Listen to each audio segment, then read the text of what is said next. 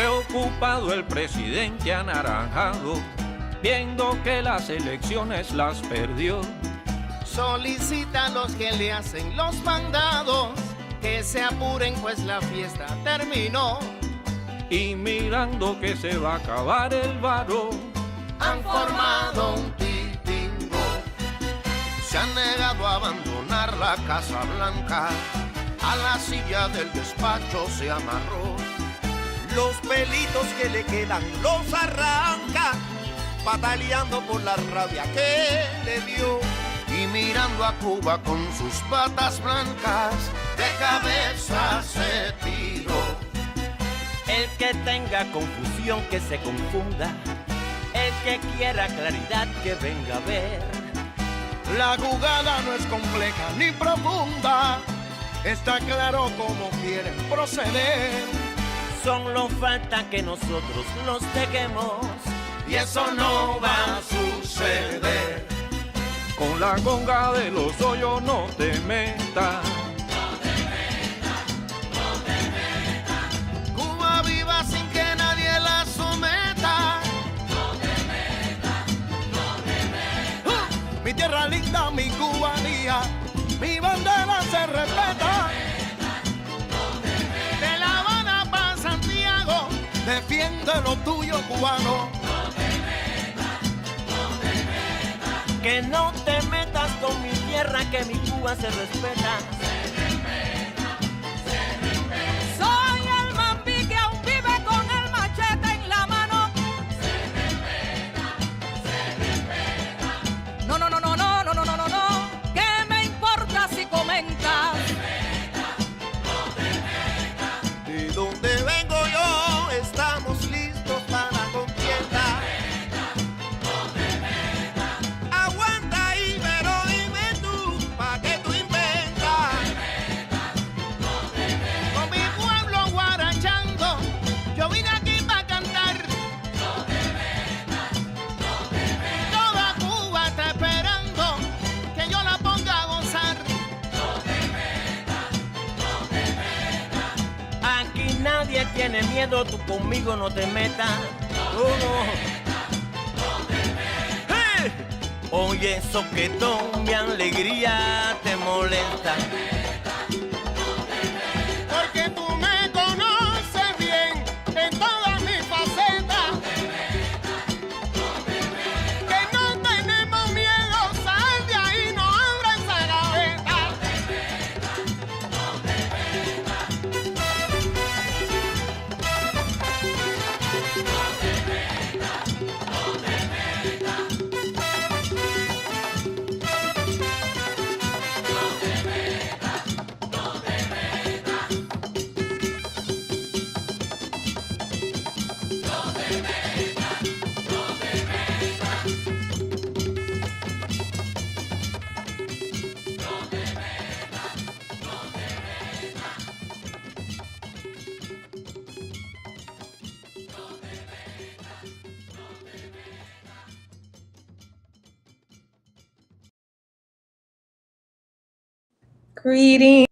Greetings. Welcome to the Revolution Within the Revolution podcast. Definitely help us build up them viewers. If you are watching us right now, if you can see our lovely faces, you're welcome. But also share the YouTube link, drop it in your group chat, send it to your homies.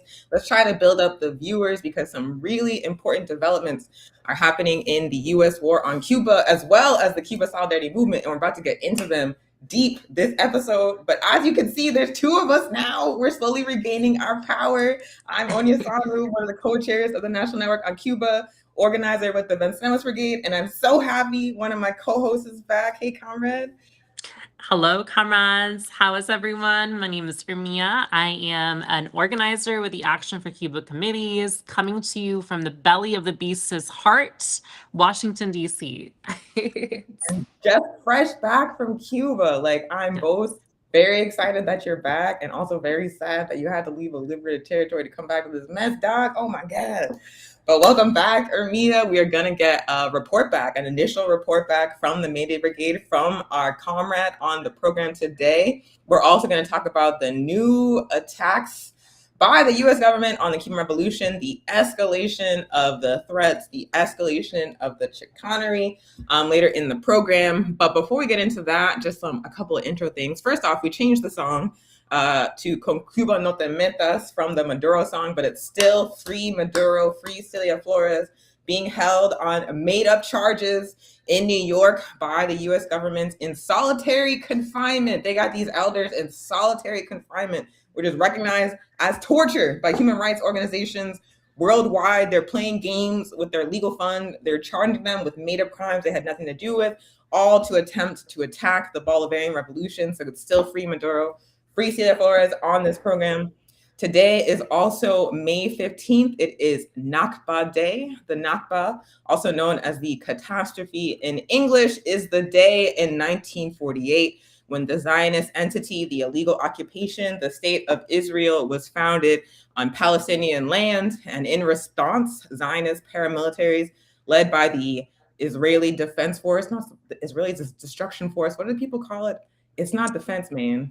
It's the occupation, IOF. Yeah, Israeli IOF. occupation Force. Thank you so much. When they sent armed settlers to carry out waves of violence and displacement against Palestinians. It was, in fact, a catastrophe in which civilians, women and children were targeted for displacement. Land theft happened, home theft happened, massacres happened. That is what the founding of the Zionist entity, the founding of Israel, looked like. From the very beginning, sometimes people try to argue that there's like some progressive aspect of Israel. Like it's just like Netanyahu, that's the problem, but Israel itself is not. No. Like from the very, very beginning, it was built on foundations of genocide and destruction and theft and attempted extermination of the Palestinian people.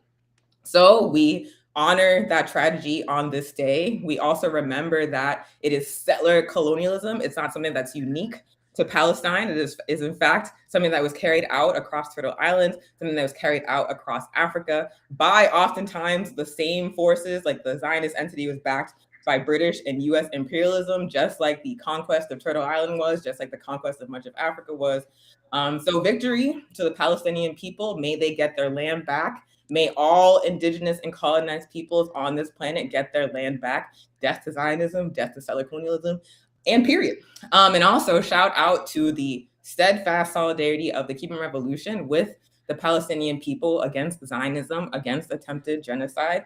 Cuba has showed up consistently for Palestine to this day, just as Palestinian national liberation organizations and fighters have shown up for Cuba. We just had the African, Indigenous, and Palestinian Brigade in December, where we had comrades for Student for Justice in Palestine from all sorts of Palestinian organizations showing up for the Cuban Revolution. We are building connections across borders. We are connecting struggles against imperialism, against economic sanctions, against settler colonialism across and borders. And that's precisely what we need to do, especially in this period where US attacks on Cuba, on progressive forces all over the planet are escalating. We have to come together because they're coming together. Just like I talked about last week. The other thing is that we had started doing this what happened in this day in Cuban history segment, like we started last week. We're going to continue it because it seemed to go over well. So today is May 15th, and it is the 71st anniversary of the day when Fidel and the comrades who organized the attack on the Moncada garrison were released from their imprisonment on the Isle of Youth. May 15th, 1955. Fidel and his comrades were released after they were convicted in an unjust trial. It was a show trial, much like the US is doing to Maduro and Celia Flores. They were locked up on made-up charges because they were fighting for their liberation from a neocolonial government, from a dictatorship. But they withstood that repression, they withstood that confinement, and a solidarity movement on the outside successfully mobilized to get those comrades released. And then the day after they came out, on May 16th, Fidel had a press conference, and he was like, "You think we're gonna stop? We'll never stop, not until Cuba is free." He gave a speech, he laid out a manifesto for the liberation of the Cuban people, for the Cuban independence movement. He's like, can't stop, won't stop. And of course, the rest is history. So shout out to the comrades who led that very brave raid on the Moncada garrison. Shout out to Fidel and all the comrades that withstood torture and persecution and imprisonment and still came out committed to liberation, committed to the Cuban Revolution. And shout out to them for seeing that through, for winning the military victory against US imperialism, for getting that dictatorship out, and for building the Cuban Revolutionary Project that has taught us so much on this program, which has done so much for the world. So, like I said, we're gonna get into a deep report back from the May Day Brigade. We got so many clips, so much on the ground word from Comrade Ermia. But before we get into that, I want to talk about some new updates in the raggedy U.S. war on Cuba that we just got this week. So say bye to Ermia temporarily. She's coming back. She's coming back. And then you're just comrades. You're gonna have to look at me for a second. So no war on Cuba updates. Today, this week, the Cuban government announced that they are completely out of oil, thanks to the U.S. blockade. They are intentionally cutting off the Cuban people from oil supplies. They are threatening to sanction and impose tariffs on any nation that tries to sell oil to Cuba. And they are also still engaging in that naval blockade, intercepting oil ships to Cuba, although they were not stupid enough to try to do that to Russia. So that one Russian oil ship came through, but another has not come yet. And so the consequence of that is that Cuba's oil reserves, they're out. The other piece of news coming in the U.S. war on Cuba this week is that yesterday, we got word that the director of the CIA, that demon, John Ratcliffe, traveled to Cuba to meet with Cuban government officials. He met, according to the U.S. government, with Raul Rodriguez Castro, the grandson of former President Raul Castro, as well as with Interior Minister Lázaro Álvarez Casas and the head of Cuba's intelligence services. The Cuban government has confirmed this meeting and essentially said, we laid out with receipts that there is no credibility to the claim that the Cuban government either supports terrorism or represents a threat to U.S. interests. It's not true. We have the evidence. We laid it out for your CIA director. The U.S. government confirmed the meeting happened as well, confirmed who was there, but did not give like super additional details. I trust the Cuban perspective. So that happened yesterday. And the other piece of news, in addition to that meeting that came out yesterday, is that according to sources within the U.S. Department of Justice, we really should call it the Department of Injustice, imminent charges are on the table for 92-year-old Raul Castro, connected to a 1996 shoot down of planes over Cuban airspace operated by a right-wing anti-Cuban revolution organization known as the Brothers to the Rescue. The U.S. government is trying to charge a 92-year-old man for an incident that happened 30 years ago in 1996. And when you read about this this farce in U.S. media, like CBS, for example, broke the story, they don't give context. They just say Brothers to the Rescue was a humanitarian organization. Like, oh my God, the Cubans shot down these people trying to help for no reason. Let's talk about what actually happened, because it's very, very important, and because we cannot get caught slipping in this moment, because this represents an escalation in the U.S. attack on Cuba. When the U.S. was talking about overthrowing the Venezuelan government, one of the first steps they took, in addition to surveillance drone flights outside of Venezuela, the same thing that is currently happening outside of Cuba, next to Havana and Santiago, they also imposed those made-up charges on Maduro, accusing him of leading a cartel. And so these BS charges on Raul Castro, if they come to be, represent like a similar step, right? Which could lead to direct military intervention by the US in Cuba if they follow the same blueprint as they did in Venezuela. So it's very important to understand like the truth of the situation, so that if this continues to escalate, we can stay focused and organized and mobilized to stop this. So Brothers to the Rescue is, like I said, an organization of Cubans, mostly based in Miami, who were opposed to the Cuban government. They were operating these two militarized Cessna planes in February of 1996 that were shot down by the Cuban Air Force. Before that incident in February of 1996, in 1995, the same organization had engaged in multiple violations of Cuban airspace, where they were flying these planes over Havana and dropping pamphlets calling for people to overthrow the Cuban government. The Cuban government went to the US government and was like, hey, these are violations of our airspace that are coming from your territory, from people living in the United States. This is not cool. Y'all have repeatedly tried to assassinate our president, to invade our country, to carry out terrorist attacks targeting civilians. So you could understand why the Cubans would be like, this plane from Miami is dropping pamphlets against the revolution. The US government knows and not stopping it. Are you good? And so they told the government, like, this has got to stop. It actually started in 1994, where the Cubans were appealing to the US government, telling them that this was happening, saying that this was a violation of their airspace and that it needs to stop. And the US was like, okay, I guess. And they didn't do anything about it. They didn't do anything about it. They even went so far as to like notify these people that were carrying out these flights that, hey, the Cubans have let us know they're not into this. There's a chance you get shot down. Also, this is not legal, so don't do it. And the Cubans were like, the right-wing Cubans were like, we want to do this. Like we are ideologically opposed to the Cuban government, and we want to do this to try to overthrow it.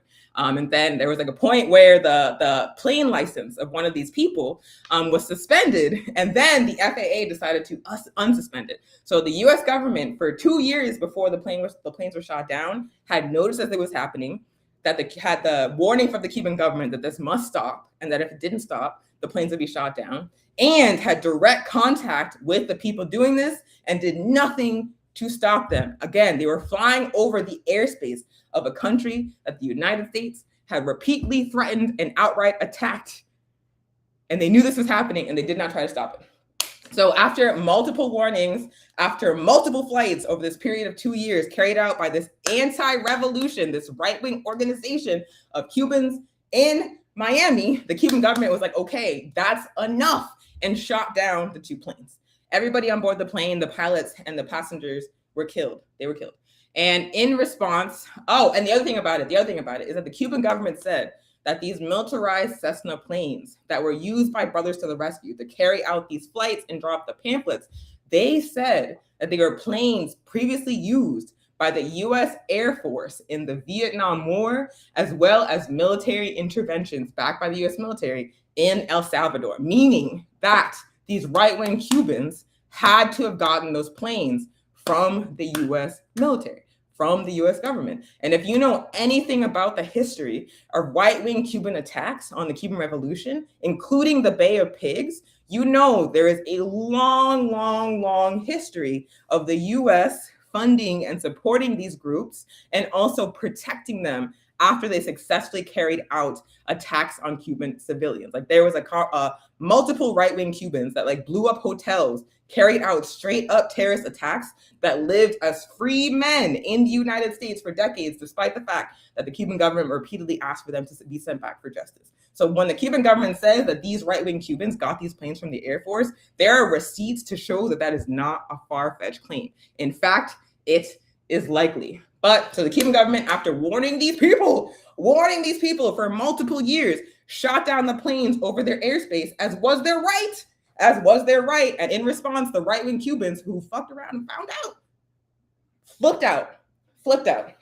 So the Inter-American Commission on Human Rights, which is a part of the Organization of American States, which is essentially a neo-colonial structure in the Western Hemisphere dominated by the US government that systematically excludes progressive governments like Cuba, Venezuela, and Nicaragua, and attempts to organize the other countries in the region to turn against and isolate those governments. So a part of that organization, the Organization of American States, the Inter-American Commission on Human Rights, released a report condemning the actions of the Cuban government. They said the fact that weapons of war and combat-trained pilots were used against unarmed civilians who were in military aircraft shows not only how disproportionate the use of force was, but also the intent to end the lives of those individuals. It is claimed that the military it is claimed that the extracts from radio communications between the MiG-29 pilots and the military control towers indicate that they acted from a far superior position and showed malice and scorn to the human dignity of the victims. So the OAS organ, this Commission on Human Rights, released a statement condemning the act, which is really wild, because isn't targeting civilians with military hardware a key tactic of US imperialism and of Zionist imperialism backed by the United States? Aren't they like drone bombing kids all over the world? Didn't we just talk in detail about how the US and Ecuadorian militaries collaborated to drop a missile on peasant farmers on the border of Ecuador and Colombia? They do that all the time without warning. They're actually they've killed over 100 fishermen in the Caribbean Sea and in the Pacific. They openly do that all the time. They openly target unarmed civilians with military warfare tactics. And that's never condemned by the OAS. In fact, the OAS justifies it. But Cuba, after warning these people for 2 years that this is a violation of their airspace, after suffering attempts to murder their democratically elected leaders, to overthrow and destabilize their revolution, to harm civilians backed by the United States for the entire existence of the revolution, defends itself, and now the OAS has something to say? That's wild. So yeah, that was a farce. And then Clinton was the US president at the time. The Miami Cubans, who again have a very, very long and extensive history, Miami and New Jersey, right-wing Cubans who have a very long and extensive history of trying to overthrow the Cuban Revolution by force, flipped out. And 1996, when this happened to be an election year. There was an election in November of 1996 where Bill Clinton was running again and he was hoping to win. And so opportunistic ass Bill Clinton, who had initially opposed the Helms-Burton Act put forward by segregationist Jesse Helms, after the shooting down of these right-wing Cuban planes, signed the Helms-Burton Act into law. Congress rushed to pass it in response to lobbying from right-wing Cubans, particularly the CANF. And then Bill Clinton, who again initially opposed the law because he understood that would have a negative impact on international trade as well as US allies, was like, it was even too much for me. Completely switched positions, signed Helms-Burton into law. So that is how Helms-Burton came to be. It was in direct response to Cuba's act of self-defense, where they warned the US for 2 years to stop doing this. So I want to share in the chat a really good article talking about the Helms-Burton law and how it was such a step back in terms of US foreign policy and how it's a purely opportunistic act carried out by Bill Clinton to sign this into law. And after he signed it into law, the response from US allies was immediate, because Bill Clinton was correct to, in 1995, oppose Helms-Burton as being too, what's it called? Draconic? Too, like an overreach in terms of international trade. Like, that's why they didn't want to do it. But he signed it because he wanted to win re-election. He wanted right-wing Cuban support. And the response from US allies was immediate. It resulted in prompt, I'm quoting from the article I dropped in the chat. The passage resulted in prompt threats of retaliation from important US allies like the European Union, like Canada and Mexico, who believed the act to infringe on their national sovereignty. The Canadian response was to issue clawback measures, which would allow Canadian companies to countersue US companies in Canadian courts. Under foreign pressure, because all the US allies were like, what have you done? You're gonna target our corporations, our enterprises, our businesses for doing business with Cuba extraterritorially? Like, this makes no sense. So in response to this pressure, opportunistic ass Bill Clinton chose to suspend the ability to sue under Title III of the Helms-Burton Act for 6 months in July of 1996. And after that, every single presidential administration chose to continue that 6-month extension of the Title III of the Helms-Burton Act, because they all understood the implications on international trade. They kept doing it over and over and over again until the Trump administration this year, who chose not to suspend Title III and allow those lawsuits to go forward. The important thing to understand about the indictment of Raul Castro for the brothers, the shooting down of that plane 30 years ago in self-defense, is that this is not something that came out of nowhere this week. This is something that right-wing Cubans have been cooking for a while. Immediately after the planes were shot down in February of 1996, they were asking for Raul Castro to be indicted. Back then, 30 years ago. And then in March of this year, on the 30th anniversary of this situation, more right-wing government officials, more right-wing Congress people like Mario Diaz-Balart, like Maria Salazar, oh my God, top gusanos, and others sent a letter to the Trump administration in March of this year asking for the indictment of Raul Castro. So understand that they have been cooking this for a long time. It did not come out of nowhere, but the Trump administration was the first administration opportunistic enough to actually see it through. And it is not a coincidence that midterm elections are happening in this year. Just like Bill Clinton put aside his legitimate concerns about how overreaching Helms-Burton was to sign it into law in order to appease unhinged right-wing Cubans back in 1996, the Trump administration is doing precisely the right thing now in 2026 to try to secure the support of unhinged right-wing Cubans in order to win the midterm elections. Like, this is what it's about, and it's so opportunistic, and they are using the lives of Cuban people as cannon fodder to try to win elections. It's madness. It's madness. And the other thing I want to say before I wrap up talking about this is that it's really important to understand that the right-wing Cuban lobby that holds so much sway over US politics is completely unhinged. They are basically Caribbean APAC. These people have armed, funded, engaged in direct acts of sabotage against the Cuban Revolution. They have murdered diplomats. They have burned up buildings, blown up buildings, in addition to carrying out this extensive lobbying of opportunistic, spineless US political figures, presidents, Congress people. Like, they are unhinged, and they are the primary voice in the ear of US elected officials who are too racist and opportunistic to develop their own position when it comes to US policy towards Cuba. There are so many US attacks on the Cuban Revolution that are completely motivated by elections, by winning, not motivated by what is actually going to make sense in terms of US policy towards Cuba. It is horrible. And the other thing that's been happening since February, as a matter of fact, I briefly mentioned it, is that there have been these spy drones flying off the coast of Cuba, both near Havana and both near Santiago. Prior to February 2026, none of these flights were happening. From February 2026 to now, there have been over 45 separate flights of these spy drones, and they could be flown in such a way that they cannot be tracked, but they are intentionally allowing themselves to be tracked for the psychological impact on the Cuban people and on the anti-imperialist movement and on the masses, to make people believe that US military intervention is coming.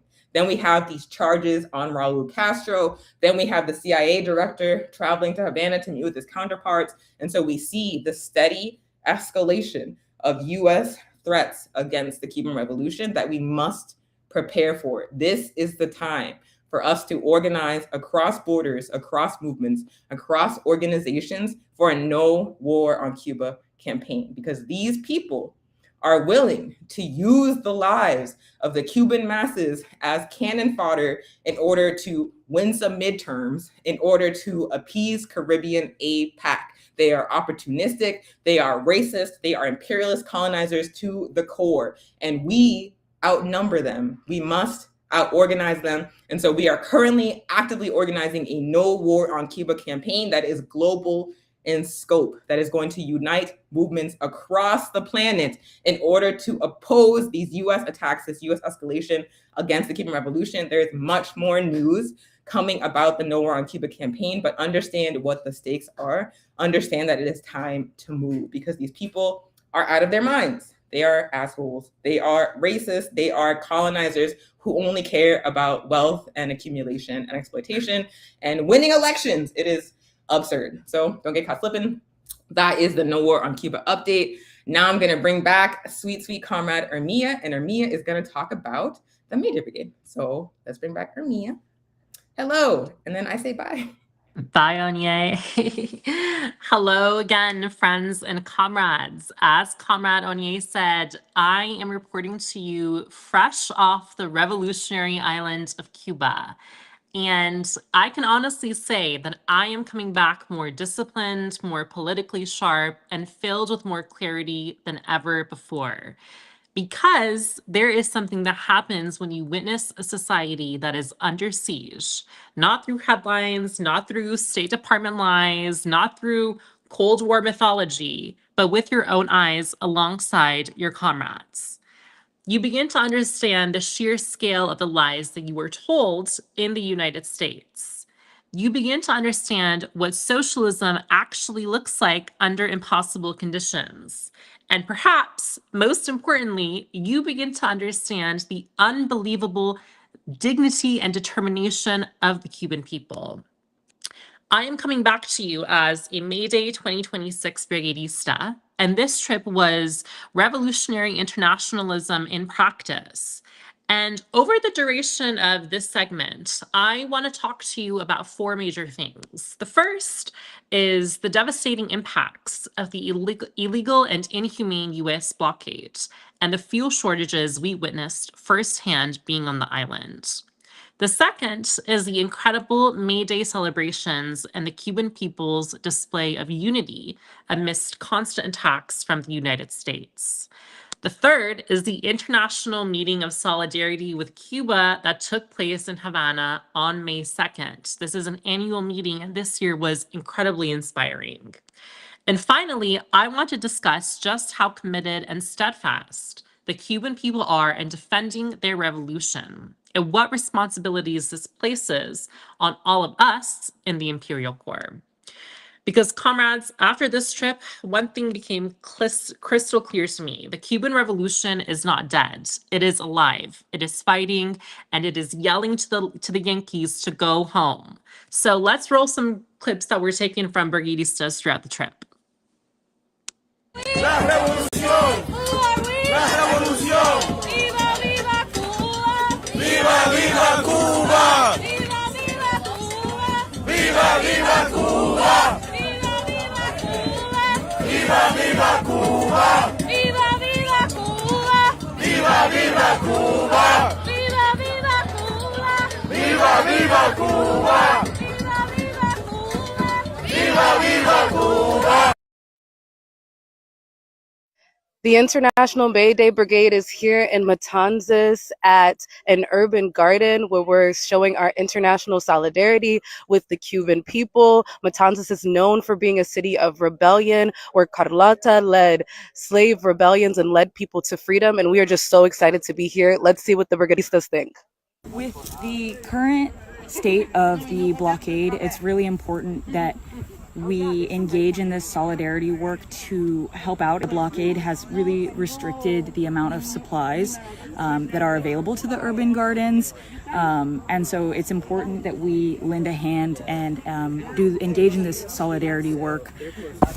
Hey Jess, what are we up to right now? Hi, we are pruning guava trees here in Cuba.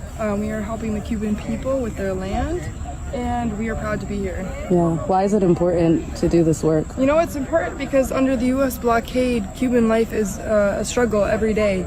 Not because people don't want to work, but because the U.S. prevents people from having resources. And so we, in order to take at least some sort of burden off the shoulders of the Cuban people due to the U.S. blockade, are out here using our labor and our time to help the trees create a healthy growing cycle for these guava plants in solidarity with the Cuban people. Eating the fruits of our labor. Right, this is what makes the May Day Brigade a revolutionary exchange rather than a trip, is that we are not coming here extracting resources from the people who are in dire conditions due to the blockade that was imposed on the Cuban people over 60 years ago, but we are here to contribute our labor and our material support. So those were some highlights from Brigadistas this year that they took and posted on socials. Now let's talk about the blockades.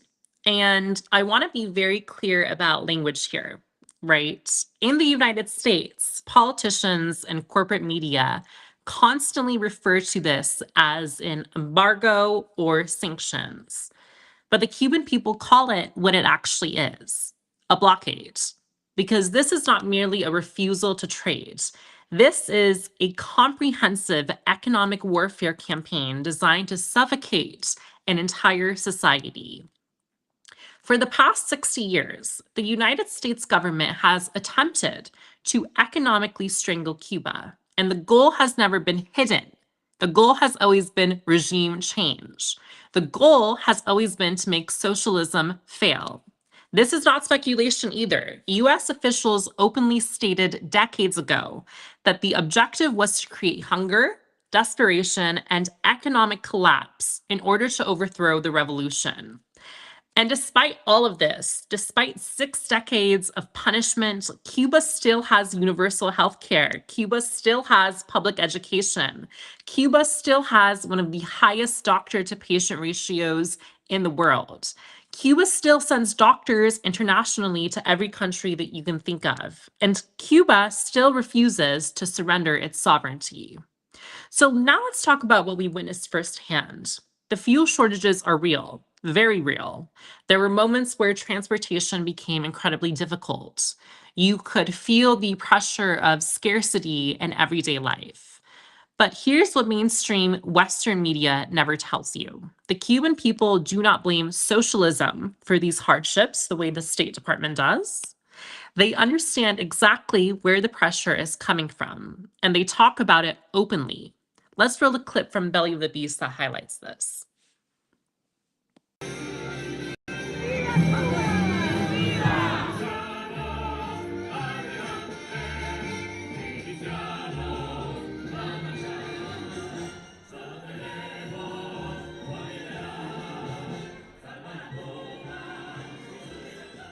Aquí está el pueblo, esta representación, aquí nadie viene obligado, aquí todo el mundo viene por su pueblo, por su patria, por defender. Sabemos que estamos pasando limitaciones, los tiempos son diferentes, han pasado 65 años, ya hoy tenemos unas armas que las usan en contra de la unidad del pueblo de Cuba, que sobre todo en las redes sociales.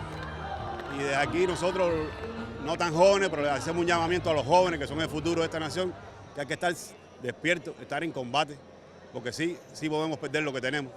Y siempre hay un dicho que uno sabe lo que tiene hasta que lo pierde.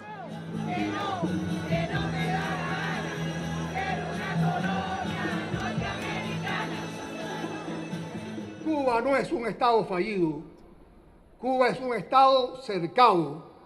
Cuba es un estado enfrentado a una agresión multidimensional, guerra económica, bloqueo recrudecido y bloqueo energético. Cuba es un estado amenazado que no se rinde. Y a pesar de todo, y gracias al socialismo, Cuba es un estado que resiste, crea y no lo dude, un estado que vencerá. El momento es sumamente desafiante y nos convoca otra vez, como en aquel 16 de abril de 1961, a estar listos para enfrentar serias amenazas, entre ellas la agresión militar. No la queremos, pero es nuestro deber prepararnos para evitarla y, si fuera inevitable, ganarla. Y creo que los cubanos tenemos que estar claros de que hoy estamos en el peligro inminente. Hoy hay un loco en la Casa Blanca que ha demostrado que hace lo que él crea, lo que él quiere. Inclusive, aunque toda la humanidad o todo el mundo, la mayoría está en contra de él, sí tenemos que estar atentos y creo que la revolución sí está preparada para todo lo que venga. Y el pueblo cubano va a estar presente donde quiera. Lo estamos demostrando todos los días.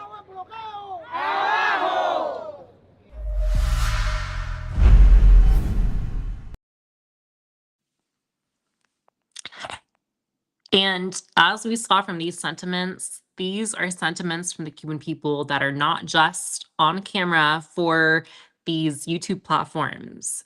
These were their sentiments while we were on the island repeatedly as well. Repeatedly, the Cuban people pointed to the blockade, to sanctions, to restrictions on fuel imports, to financial warfare, to the inability to freely trade in the global economy because the United States punishes countries and companies that do business with Cuba.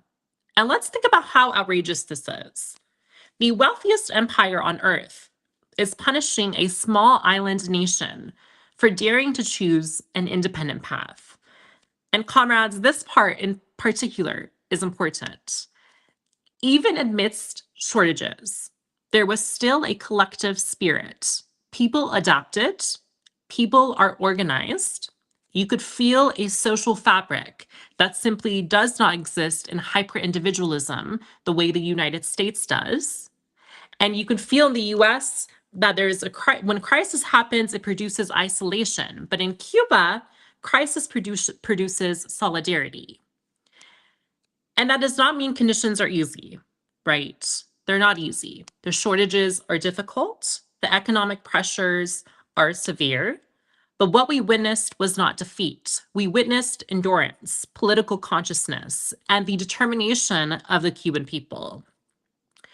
I think one of the biggest lies told in the West is that the Cuban people are simply waiting for capitalism to rescue them, right? This nonsensical notion.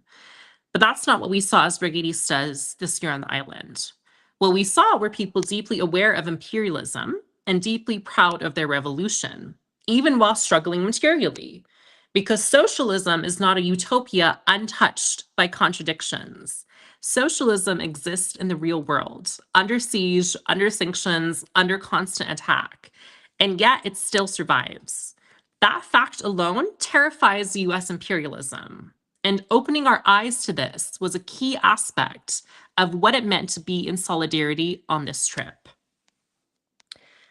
So now let's talk about May Day, right? International Workers' Day, which this year was incredibly important and infamous because of the, sanctions, the new sanctions that were introduced by Trump on the day.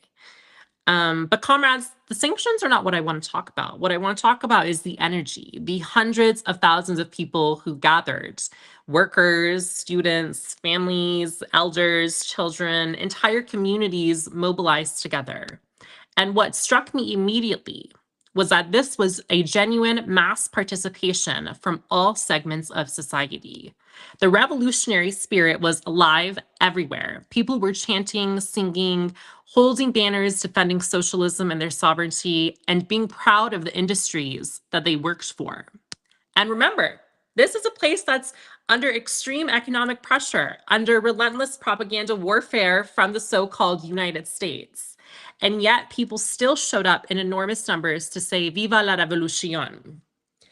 In the United States, we are conditioned, I think, to believe socialism can only survive through coercion. But what we witnessed was political commitment and pride in their collective struggle for their homeland. There is an understanding in Cuba that whatever internal problems exist, surrendering to US domination is never the answer. People understand what happened elsewhere. The Cuban people are incredibly aware of history. That kind of political development exists in every corner of Cuban society. They understand what happened in Iraq, in Iran, in Libya, and virtually every other corner of the world that the imperialist vampires have stuck their fangs in. They understand the consequences of neoliberalism. They understand what capitalism has done across Latin America. And so May Day in Cuba, and I think around the world, has become more than just a labor celebration. It has become an act of resistance and a declaration of sovereignty. No, Cuba will not kneel before empire. And I think personally, one of the most moving moments for me was seeing international solidarity delegations marching alongside Cuba. People from across the world had come to the island to show their solidarity. We marched with delegations from South Korea, from Ireland, from Chile, from New Zealand, and more. We were all unified around anti-imperialism and showing Cuba that it has friends across the world. Yes, the Cuban Revolution indeed still functions as a symbol of resistance globally, even after decades of attack and endless threats of collapse. Cuba still inspires revolutionary people everywhere. And we must always remember this whenever we are questioning why empire is going against Cuba so hard, because the answer lies among the people. So now I kind of want to shift and I want to talk about the international meeting of solidarity with Cuba that took place in Havana on May 2nd. This is, of course, an annual meeting that happens every May 2nd. I had the honor of being there last year and this year. And I think this was one of the most politically energizing experiences of our entire trip. Delegates from around the world came together from all different walks of struggle. We also had representatives from the US speak on behalf of our delegation to speak on the work we are doing right here in the belly of the beast. And I think the central message of the conference was unmistakable. The struggle for Cuba is an international struggle because what happens to Cuba matters far beyond Cuba itself. If imperialism succeeds in crushing Cuban sovereignty, it sends a message to every nation resisting domination. But if Cuba survives, if Cuba continues to endure, it provides that resistance is possible. It proves that resistance is possible.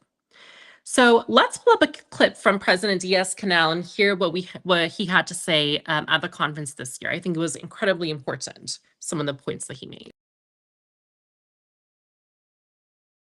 País de paz. Cuba defiende la paz. Pero es que el gobierno de los Estados Unidos todos los días habla de guerra. Y todos los días habla de amenaza y todos los días sube la retórica de amenaza hacia Cuba. Pero el pueblo cubano no tiene miedo.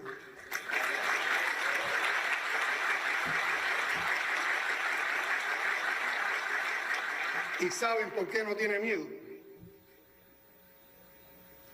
Porque cuando uno asume que está dispuesto a entregar la vida por una causa justa, que en este caso es estar dispuesto a dar la vida por nuestra revolución, estar dispuesto a luchar hasta las últimas consecuencias por nuestra revolución, y cuando son muchos en este país los que estamos dispuestos a hacer eso, no puede haber miedo. Ya tú tomaste la decisión de tu vida hasta las últimas consecuencias y ya se acabó el miedo. Y eso lo demostró ese pueblo ayer con las firmas y con su participación. Pero eso lo demostraron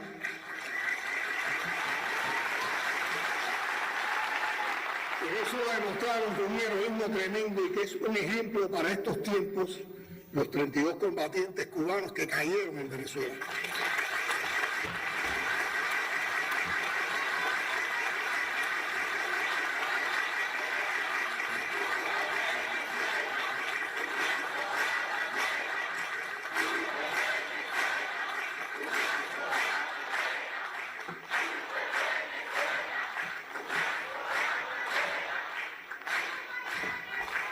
Esos combatientes cubanos enfrentaron a fuerzas élites del ejército norteamericano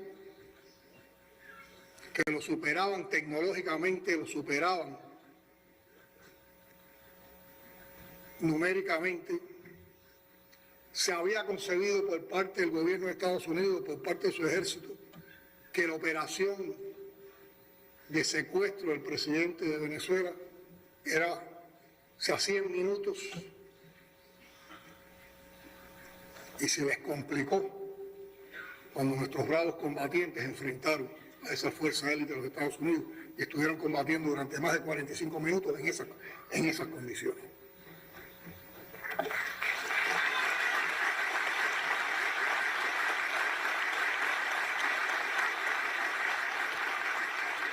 Imagínense qué pasaría en una agresión militar a Cuba,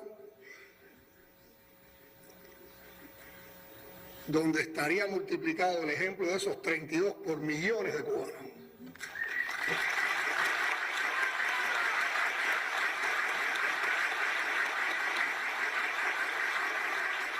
Y se lo decimos con toda responsabilidad, no estamos hablando así porque queramos la guerra. No queremos la guerra, incluso siempre hemos planteado que desde el diálogo se pueden resolver las diferencias bilaterales con el gobierno de los Estados Unidos, pero tiene que haber disposición, tiene que haber seriedad para encontrar áreas de cooperación que nos permitan entendernos y alejarnos de la confrontación. Pero también ratifico aquí lo que hemos dicho en otras ocasiones, no le tememos a la guerra. Y aquí no habrá ni sorpresa ni derrota.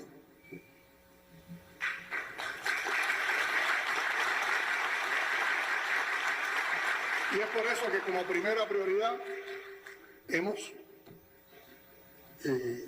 estado en los últimos meses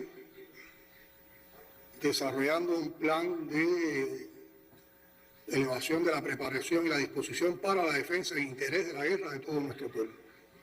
Nuestra consigna de defensa, o sea, nuestra estrategia de defensa es una estrategia totalmente defensiva, no es para agredir a nadie. Parte de la experiencia guerrillera en nuestro país, de la experiencia de nuestras luchas, cómo lucharon los mambises, cómo lucharon los rebeldes en la Sierra Maestra, de las experiencias combativas que tuvimos cuando fuimos al África a contribuir modestamente con la liberación de países africanos y a eliminar el apartheid en Sudáfrica. Parte de nuestras convicciones. Fue una doctrina elaborada por Fidel, enriquecida por el general de ejército, que surgió en otro momento tan complejo como este, cuando la administración que estaba en ese momento al frente de Estados Unidos había planteado también la posibilidad de una agresión directa contra Cuba. Y en esa doctrina defensiva, cada cubana y cada cubano tiene un fusil, cada cubana y cada cubano tiene una posición en la defensa y tiene una misión que cumplir en defensa de la patria, la revolución y el socialismo.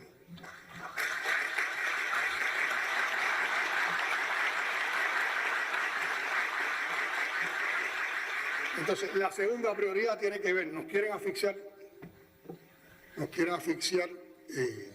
económicamente. Bueno, discutimos con el pueblo a finales del pasado año, en diciembre del pasado año, y en las primeras semanas de enero de este año, entre todos discutimos a nivel popular un programa de gobierno para el desarrollo económico y social en las condiciones actuales. Por lo tanto, todo nuestro pueblo opinó, criticó, propuso, y al final de todo este debate de consulta popular se ha logrado un programa de desarrollo económico y social más robusto, precisamente porque fue enriquecido por esa participación popular. En él se contemplan todo un grupo de transformaciones que hay que hacer en nuestro modelo económico social y que tenemos también que hacerlo con agilidad, sin burocracia, con la mayor diligencia posible. Que yo diría que, aunque son varios los aspectos, podríamos agruparlos en tres ejes fundamentales. Transformación económica, que tiene que ver cómo logramos la estabilización macroeconómica, cómo potenciamos la producción nacional, cómo logramos mayores niveles de exportación.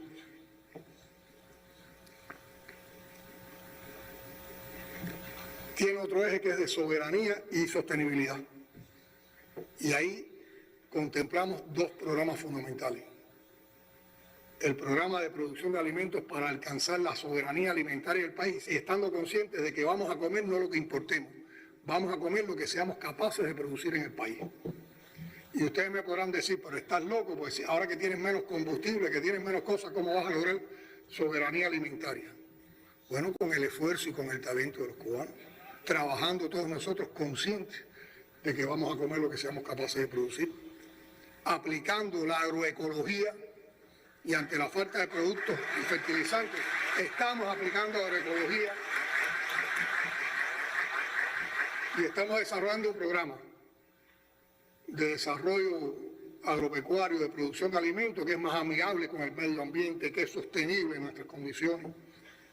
Y el otro programa importante es entonces, también para la sostenibilidad energética del país, el programa energético, que tiene como un pilar una profunda transformación de la matriz energética del país, que la iniciamos ya el pasado año. Nosotros el pasado año pudimos hacer una inversión de más de 1000 megawatts en parques fotovoltaicos, lo cual nos hizo saltar en un solo año de un 3% de penetración en la generación eléctrica con fuentes renovables de energía a un 10%, o sea, crecimos un 7% en ese año. Estamos luchando en medio de la adversidad para este año también crecer en una magnitud similar, ir en un programa donde el 2050 podamos ser autosuficientes en ello, usando nuestros recursos.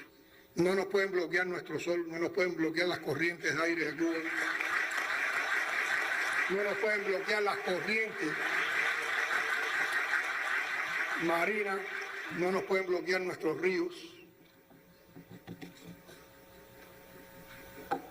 Estamos usando el biogás, promoviendo el uso del biogás, el uso de la biomasa. Los amigos brasileños nos han insistido mucho en incursionar en el tema de los biocombustibles y también lo estamos analizando.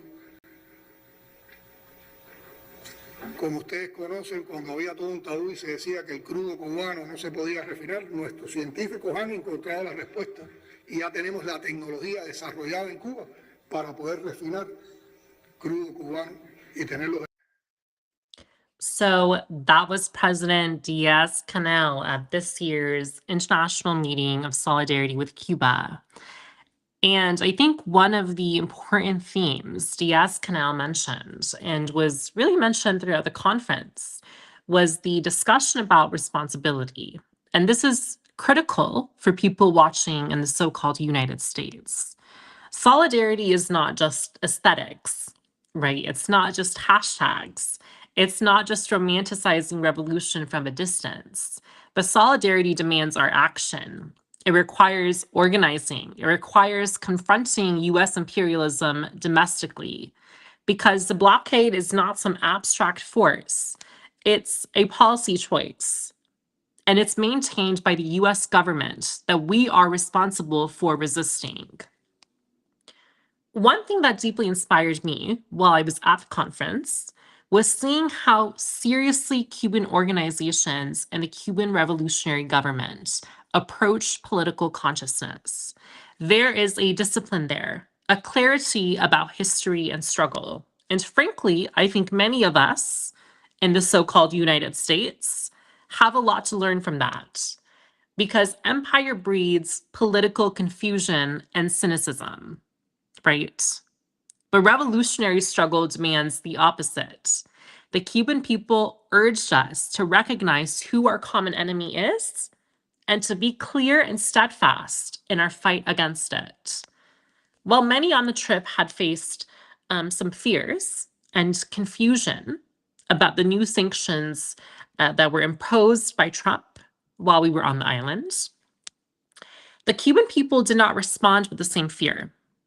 They responded with certainty in being able to defeat these attacks and defend their homelands. And I think that kind of spirit, that lack of fear, that ability to be bold for our struggle and the ability to build a new world was perhaps the biggest political education takeaway for the Brigadistas this year. And I want to close this segment by talking more about the spirit of the Cuban people, because this is what will stay with me long after this trip itself. The steadfastness, the dignity, the refusal to surrender, despite all the pressure and despite the hardships and the attacks, there is still revolutionary conviction there. And not in some abstract symbolic way. People genuinely believe with their whole chest their sovereignty and dignity is worth defending, that their revolution is worth defending. And honestly, comrades, it forced me to reflect on our responsibilities back home, because it is easy to speak about anti-imperialism rhetorically, but it is harder to actually organize against empire from within the belly of the beast. But that is exactly what this moment demands. The Cuban people are carrying an enormous burden, and they should not have to carry it alone. We say no war on Cuba, no war on Cuba, remove Cuba from the state sponsor of terrorism list, and end the blockade. The solidarity movement must grow. It must become sharper, more organized, more disciplined, more serious, because the blockade is not inevitable. It's political. And political conditions can be changed through struggle. And being in Cuba reminded me that another world is not only imaginable, but people are already fighting to build it every day, under impossible conditions, every single day. So to everyone who's watching, because I know a lot of the Brigadistas are watching, I know a lot of people who maybe have never been to Cuba are watching, It's important for us to study imperialism. It's important for us to study the Cuban Revolution, to reject the propaganda, and most importantly, to organize, because the fight against empire belongs to all of us. And so, comrades, before we close out the show, I want to give us some network updates on what's happening in the National Network on Cuba. So the Centennial of Fidel Brigade is coming up this August, and the fundraiser and material aid drive will be launching next week. So please stay up to date on the National Network on Cuba's Instagram pages and newsletters to see how you can contribute either through monetary donations or aid donations or whatever, or labor or volunteer time. Just stay up to date. Also, on May 30th, we are having our network-wide general meeting where we will be discussing our new bylaws. Please make sure you are registered and in attendance. And finally, I want to reiterate the call for no war on Cuba. That is our collective demand and campaign as a movement this year. Join us next week as we are joined by other brigadistas to hear about their aid collection efforts and bringing hundreds and thousands of dollars worth of aid to the Cuban people. We will see you next week, same time, same place. All power to the people, comrades.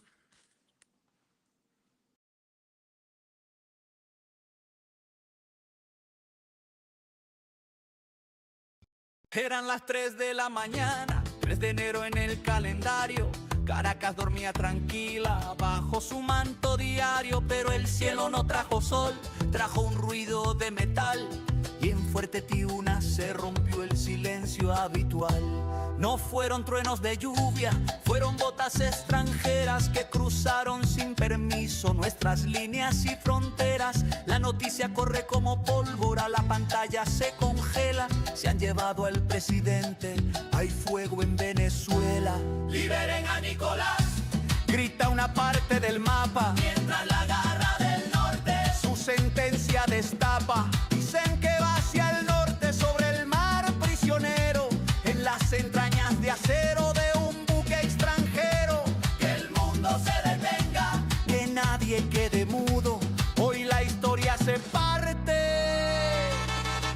Liberen a Maduro. Hoy en Moscú escuchas el eco en el Caribe. Si cae un socio, el equilibrio no sobrevive. Pekín levanta la vista, el dragón debe mirar que las flotas del imperio han vuelto a navegar. Hermano en La Habana, sandinista en Nicaragua, saben que esta misma lluvia mañana será su agua. Si hoy tocan a uno y lo sacan de su cama, mañana su justicia incendiará toda la rama.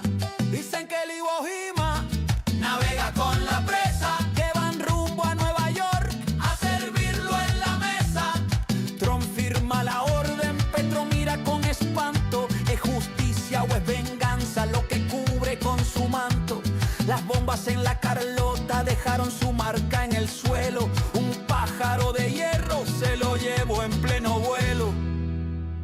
Para el que celebra en Miami, para el que llora en el barrio, esto no es solo un hombre, es un cambio de escenario. La soberanía sangra cuando el juez es el verdugo y la libertad no nace bajo la sombra del yugo. Venezolano, despierta, sea cual sea tu color.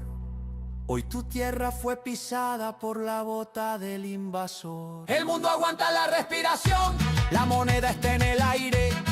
Nadie sabe el costo, nadie sabe el desaire. Desde el sur hasta el oriente, el mensaje